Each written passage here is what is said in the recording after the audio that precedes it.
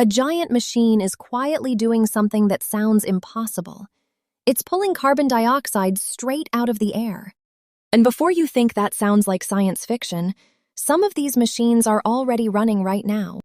Every second, billions of tons of carbon dioxide float around us.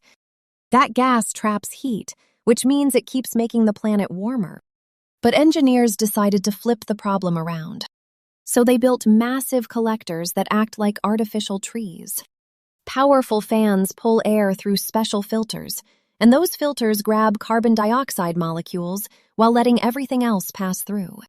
Which means the machine can literally harvest carbon from the atmosphere. But here's where it gets even crazier. Once the carbon is captured, it doesn't have to become waste. Some companies turn it into fuel, building materials, or even products that lock the carbon away for years, which means pollution can become a resource. And the technology keeps improving.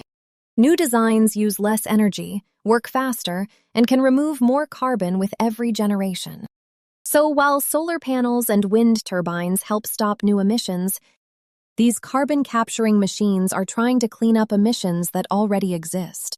Imagine future cities where buildings generate clean energy, electric vehicles dominate the roads, and giant carbon-eating machines quietly clean the air in the background. That future isn't decades away. It's already starting. And the race to build a cleaner planet may become one of the biggest technological revolutions in human history. Because for the first time, we're not just reducing pollution, we're learning how to erase it. Enjoyed this video? Like if you learned something new. Comment below and share your thoughts about the future of AI.